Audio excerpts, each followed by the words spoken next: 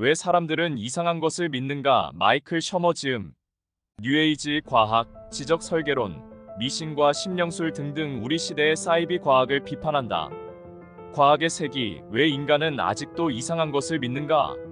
미신과 망상에서 위안을 얻는 사람들에게 건네는 완벽한 안내서.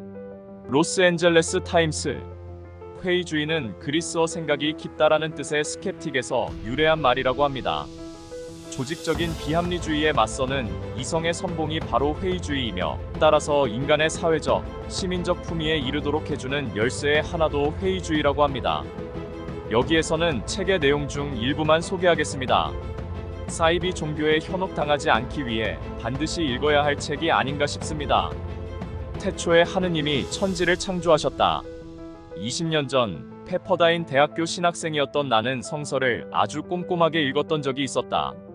1970년대 초반에 많은 사람들이 그랬던 것처럼 나 역시 기독교인으로 거듭난 사람이었으며 비신자들에게 간증도 하면서 아주 열정적으로 기독교를 받아들였다. 그러다가 플러턴의 캘리포니아 주립대학교 대학원에서 실험심리학과 동물행동학을 공부하던 중 똑똑하지만 괴짜였던 베이어드 브래드스트롬과 통찰력 있고 현명한 매그 화이트를 만나게 되었다. 세계 인류의 행동파충류학 전문가인 브래드스트롬은 현대의 생물학과 과학에 대한 철학적 논쟁에 정통했다. 301클럽에서 신과 인간의 진화를 논의했던 브래드스트롬과 동물 행동의 진화를 행동학적으로 설명했던 화이트 사이를 오가다가 어디쯤에선가 나의 기독교도 악투스가 떨어져 나갔고 덩달아 내 종교도 떨어져 나갔다. 과학이 나의 믿음 체계가 되었으며 진화론이 나의 교의가 되었다. 나는 성서에 나오는 창조 이야기의 일부를 청중들에게 읽어주었다. 태초에 하느님이 천지를 창조하셨다. 땅이 혼돈하고 공허하며 어둠이 깊음 위에 있고 하느님의 영은 물 위에 움직이고 계셨다. 하느님이 말씀하시기를 빛이 생겨라 하시니 빛이 생겼다. 하느님이 말씀하시기를 우리가 우리의 형상을 따라서 우리의 모양대로 사람을 만들자. 그리고 그가 바다의 고기와 공중의 새와 땅 위에 사는 온갖 들짐승과 땅 위를 기어다니는 모든 길짐승을 다스리게 하자 하시고, 하느님이 당신의 형상대로 사람을 창조하셨으니 곧 하느님의 형상대로 사람을 창조하셨다. 이어서 성서에서는 재창조 이야기가 나온다. 노아는 홍수를 피하려고 아들들과 아내와 며느리들을 데리고 함께 방주로 들어갔다.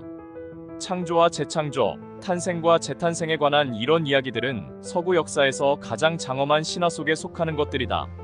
서구 문화는 물론 다른 모든 문화에서도 이런 신화나 이야기들은 중요한 구실을 한다. 노아의 홍수 이야기는 사실 바다 기원의 창조 이야기가 변주된 한 형태에 불과하다.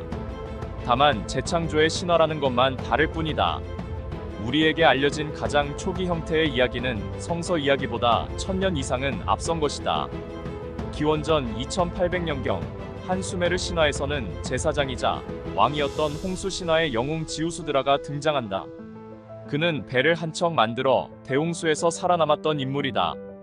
기원전 2000년에서 기원전 1800년경 유명한 바빌로니아의 길가메시 서사시의 주인공은 우트나피시팀이란 이름의 조상에게서 홍수 이야기를 듣는다. 대지의 신 에아는 신들이 홍수를 일으켜 모든 생명을 파괴하려 한다고 경고하면서 우트나피시팀에게 한 변이 약 55m인 정육면체 모양의 방주를 건조하라고 지시한다. 방주 안에는 7개의 층이 있고 각 층은 9개의 칸으로 나뉘어 있으며 생물마다 각각 한 쌍씩 태우게 된다.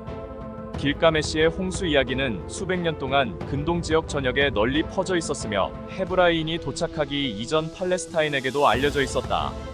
문헌 자료를 비교 검토해보면 그 홍수 이야기가 노아의 홍수 이야기에 영향을 끼쳤음을 분명하게 알 수 있다. 우리는 문화의 지형적인 요소가 그 문화의 신화에 영향을 끼친다는 것을 알고 있다. 예를 들어 티그리스 강과 유프라테스 강이 주기적으로 범람하는 수메르와 바빌로니아처럼 큰 강들이 범람해서 주변의 마을과 도시들이 파괴되는 문화에서는 홍수 이야기가 전해진다.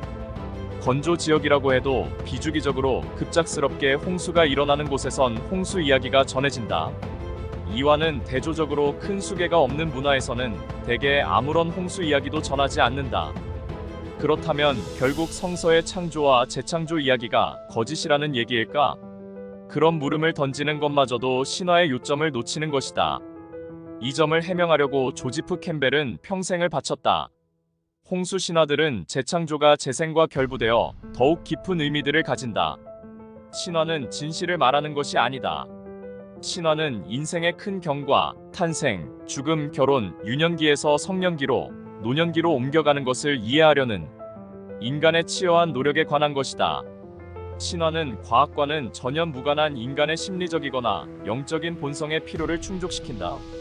신화를 과학적으로 바꾸거나 과학을 신화로 바꾸는 것은 신화에 대한 모욕이며 종교에 대한 모욕이며 과학에 대한 모욕이다.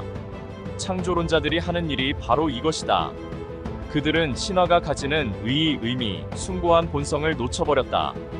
창조론자들은 창조와 재창조에 대한 아름다운 이야기를 가졌으면서도 그것을 망쳐버렸다.